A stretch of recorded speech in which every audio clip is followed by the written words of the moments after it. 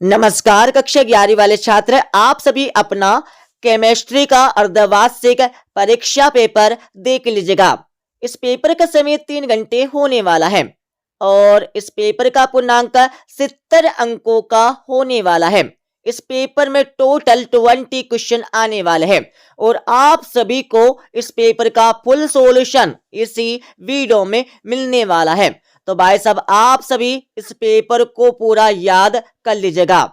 तो आपका पहला क्वेश्चन दिया जिसमें सही विकल्प चुनकर आपको लिखना है, जो आपकी परीक्षा में 6 नंबर के आने वाले हैं। तो आपका पहला दिया है, निम्न यौगिक में कितने सिग्मा बंध और कितने पाई बंध हैं। तो पहले में आपको सही उत्तर लिखना होगा डी वाला, 9 सिग्मा बंध और 9 पाई बंध।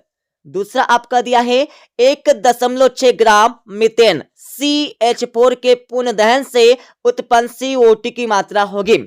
तो दूसरे में आप सभी को सही आंसर लिखना होगा सी वाला 4.4 ग्राम, यह आपको करेक्ट आंसर लिखना है।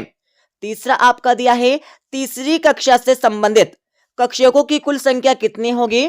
तो तीसरे में आप सभी को करेक्ट आंसर लिखना होगा सी वाला 9 होगी।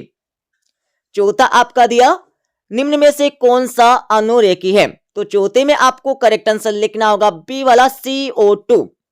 और पांचवा आपका दिया है, यदि बी की एंथैल्पी ए से अधिक हो तो यह अभिक्रिया कैसी होगी। तो पांचवे में आपको करेक्ट आंसर लिखना होगा बी वाला उष्माशोषी अभिक्रिया होगी। और छठे में आप सभी को सामने स्थिरांक की इकाई आपको बताना है। तो छठे में आपको करेक्ट आंसर लिखना होगा ए वाला। तो इस प्रकार से 6 नंबर आपके सही विकल्प के कंप्लीट हो जाएंगे। अब आप सभी यहां पर क्वेश्चन नंबर 2 देख लीजिएगा, जिसमें रिक्त स्थानों की पूर्ति कर आपको लिखना होगा, जो आपकी परीक्षा में 6 नंबर के आने वाले हैं। तो आपका पहला दिया है NO3 जिन आयन कैसा सार है। तो पहले में आपको लिखना होगा लुईस सार है, ठीक है। लुईस आपको पहले का करेक्ट आंसर लिखना होगा। और दूसरा आपका दिया है बेंजीन CH3Cl के साथ निर्जल AlCl3 की उपस्थिति में क्रिया द्वारा बनता है। तो दूसरे में आप सभी को करेक्ट आंसर लिखना होगा टालुइन आपको दूसरे का करेक्ट आंसर लिखना है। और तीसरा आपका दिया है एल्काइन का सामान्य सूत्र होता है। तो तीसरे में आप सभी को करेक्ट आंसर लिखना होगा CnH2n एकल बॉन्ड 2, ठीक है। ये आपको लिखना होगा एल्काइन का सामान्य सूत्र। चौथा आपका दिया है बेंजीन का मूलानुपाती सूत्र आपको लिखना होगा। तो चौथे में आपको लिखना है C6H6। और पांचवा आपका दिया है समस्थानिकों में प्रोटॉन तथा न्यूट्रॉन की संख्या होती है। तो पांचवे में आप सभी को सही आंसर लिखना होगा भिन्न। कैसी होती है? भिन्न होती है, ठीक है। भिन्न आपको लिखना है। छठा आपका दिया है NH3 अणु की आकृति कैसी है। तो भाई साहब आपको छठे में लिखना होगा त्रिकोणी पिरामिडी, लिख लीजिएगा पिरामिडिज, ठीक है। मीडिया आपको लिखना होगा। और तीसरा प्रश्न आपका दिया जिसमें सत्य अथवा असत्य बता के आपको लिखना होगा, जो आपकी परीक्षा में 6 नंबर के आने वाले हैं। तो आपका पहला दिया है ग्लाइऑक्जेलिक अम्ल का IUPAC नाम 1,2-ऑक्सो एथेनोइक अम्ल है। तो पहला आपको लगाना होगा बिल्कुल सत्य। दूसरा आपका दिया है pH मापकरण की अवधारणा सोरेनसन द्वारा प्रदान की गई। तो दूसरा आपको लगाना होगा बिल्कुल सत्य। तीसरा आपका दिया है दहन ऑक्सीकरण प्रक्रिया है। तो तीसरा आपको लगाना होगा बिल्कुल सत्य। और चौथे में आपको सार्थक अंकों की संख्या 4 है, ये आपको बताना है। तो चौथा आपको लगाना है असत्य, बिल्कुल नहीं है। पांचवा आपका दिया है F2 प्रबलतम ऑक्सीकारक नहीं है। तो पांचवी में आपको लगाना होगा असत्य। और छठा आपका दिया है ब्रह्मांड की एंट्रॉपी घट रही है। तो इसमें आपको लिखना होगा असत्य, घट नहीं रही है, बढ़ रही है, ठीक है। अब आप सभी यहाँ पर क्वेश्चन नंबर 4 देख लीजिएगा, जिसमें सही जोड़ी बनाकर आपको लिखना होगा, जो आपकी परीक्षा में 5 नंबर की आने वाले हैं। तो भाई साहब आप सभी सही जोड़ी का मिलान कर लीजिएगा। न्यूलैंड ने दिया, तो पहले में आपको मिलान करना होगा सी से अष्टकनियम लुईस अम्ल। तो दूसरे का मिलान आपको करना होगा ए से SO3। और तीसरा आपका दिया है BeCl2 की संरचना, तो तीसरे का मिलान आपको करना होगा रे की बी से, और चौथे का मिलान आप सभी को करना होगा ई से मोलिकेन, और पांचवी का मिलान आपको करना होगा डी से CH4 अणु। ठीक है, तो इस प्रकार से सही जोड़ी का मिलान हो जाएगा। अब आप सभी क्वेश्चन नंबर 5 देख लीजिएगा, जिसमें एक शब्द या एक वाक्य में इन प्रश्नों के उत्तर आपको देने हैं, जो आपकी परीक्षा में 5 नंबर के आने वाले हैं। तो भाई साहब आपका पहला दिया है 1 कैलोरी का मान कितने जूल होता है। तो पहले में आप सभी को लिखना होगा 4.18 जूल। ठीक है, 4.18 जूल आपको पहले का करेक्ट आंसर लिखना है। दूसरा आपका दिया है किस कक्षक में दिशात्मक प्रभाव नहीं होता है। तो दूसरे में आप सभी को सही आंसर लिखना होगा एस कक्षक में। एस कक्षक में आपको दूसरे का सही आंसर लिखना है। तीसरा आपका दिया है आयोडोफार्म पर सिल्वर चूर्ण की क्रिया से क्या बनता है। तो भाई साहब आपको तीसरे में लिखना होगा एसिटिलीन बनता है। लिख लीजिएगा एसिटिलीन बनता है। और चौथा आपका दिया है DsP2 संकरण में बंद कोण कितना होता है। तो भाई साहब आपको चौथे में लिखना होगा 120 डिग्री, 120 डिग्री होता है। पांचवा आपका दिया है आवर्त में बाएं से दाएं जाने पर परमाणु आकार में होती है। तो भाई साहब आपको पांचवी में लिखना होगा क्या होती है, वृद्धि होती है। ठीक है, वृद्धि होती है, वृद्धि होती है। यह आपको पांचवी का सही उत्तर लिखना है। अब आप सभी 2-2, 3-3 एवं 4-4 नंबर के प्रश्न देख लीजिएगा और सभी के उत्तर आपको बताएंगे इस वीडियो के लास्ट में। जैसे कि आपका 6वां प्रश्न दिया है किसी पदार्थ का अणुसूत्र उनके मूलानुपाती सूत्र से किस प्रकार संबंधित होता है, इसके बारे में आपको लिखना होगा। और 8वां प्रश्न आपका दिया जिसमें निश्चित अनुपात के नियम को उदाहरण सहित देकर समझाना है। और 7वें प्रश्न में आप सभी को हुंड के नियम को उदाहरण सहित समझाकर आपको लिखना है। और 8वें वाले प्रश्न में आप सभी को पाउली अपवर्जन सिद्धांत समझाकर आपको लिखना है।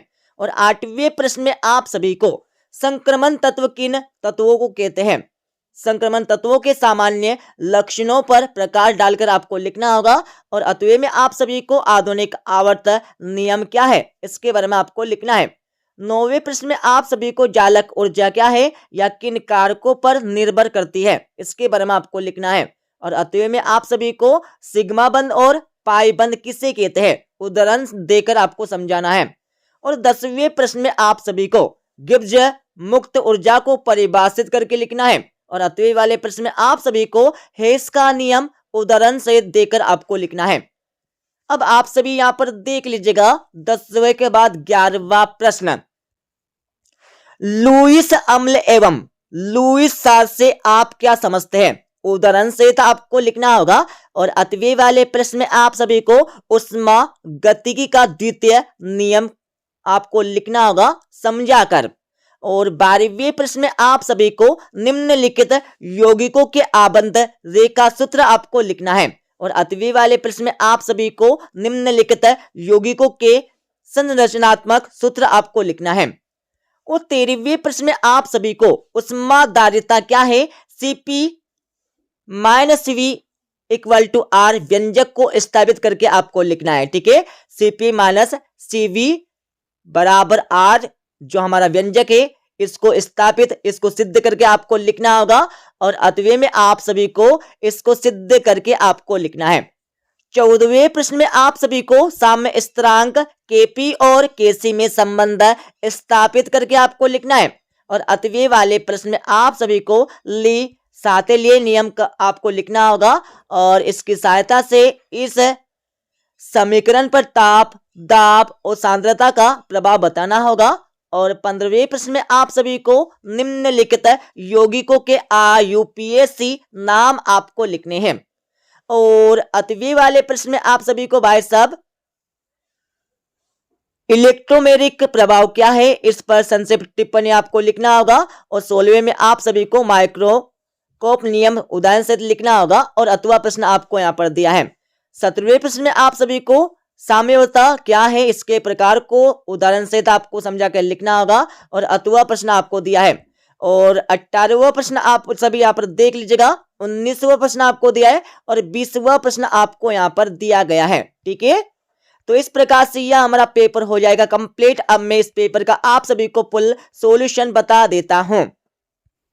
अब आप सभी इस पेपर का फुल सॉल्यूशन देख लीजिएगा। तो ये आपके छठे क्वेश्चन का आंसर आपको दिया पूरा का पूरा। ठीक है, छठे के बाद आप सभी को 7वें क्वेश्चन का आंसर यहां से मिल जाएगा। 7वें के बाद आप सभी को भाई साहब 7वें प्रश्न का 8वें का आंसर यहां से मिल जाएगा। ठीक है, और 8वें प्रश्न का आंसर आपको यहां पर दिया है पूरा का पूरा, और 8वीं का आपको 8वें का आंसर यहां से मिल जाएगा।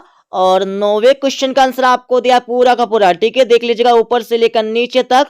और थोड़ा आगे चलेंगे तो आप सभी को मिल जाएगा 10वें प्रश्न का आंसर। 10वें के बाद आगे चलेंगे तो आप सभी को मिल जाएगा 11वें प्रश्न का आंसर। 11वें के बाद भाई साहब आप सभी देख लीजिएगा 11वें प्रश्न का 8वें का आंसर और 12वें का आंसर। और आप सभी को मिल जाएगा 13वें क्वेश्चन का आंसर यहां से। और थोड़ा आगे चलेंगे तो आप सभी को मिल जाएगा 14वें क्वेश्चन का आंसर। थोड़ा जूम करेंगे तो आप सभी 14वें क्वेश्चन का आंसर पूरा ऊपर से लेकर नीचे तक देख लीजिएगा। इसको देखने के बाद आप सभी को यहां पर मिल जाएगा 15वें प्रश्न का 8वें का आंसर। 15वें के बाद आप सभी को मिल जाएगा 16वें प्रश्न का 8वें का 16वें प्रश्न का आपको उत्तर। 16वें के बाद आप सभी को मिल जाएगा यहाँ पर 16वें प्रश्न का 8वें का आंसर। ओके, और आप सभी को मिल जाएगा 17वें प्रश्न का 8वें का आंसर। और थोड़ा आगे चलेंगे तो आप सभी को मिल जाएगा 18वें प्रश्न का 8वें का आंसर। पूरा ऊपर से लेकर नीचे तक आप सभी देख लीजिएगा। और आप सभी को मिल जाएगा 19वें प्रश्न का आंसर। 19वें के बाद थोड़ा आगे चलेंगे तो आप सभी को मिल जाएगा 19वें प्रश्न का 8वें का आंसर। और थोड़ा आगे चलेंगे तो आप सभी को मिल जाएगा 20वें प्रश्न का आंसर। ठीक है, 20वें के बाद आप सभी को मिल जाएगा यहाँ पर 20वें प्रश्न का 8वें का आंसर। पूरा ऊपर से लेकर नीचे तक आप सभी देख लीजिएगा। तो इस प्रकार से हमने आप सभी को इस क्वेश्चन पेपर का फुल सॉल्यूशन बता दिया। और यह हमारा सेट ए पेपर है और जल्द ही हम आप सभी के लिए सेट बी पेपर भी अपलोड कर देंगे। तो इस पेपर को आप सभी पढ़ लीजिएगा। तो ठीक है, मिलते अगले वीडियो में।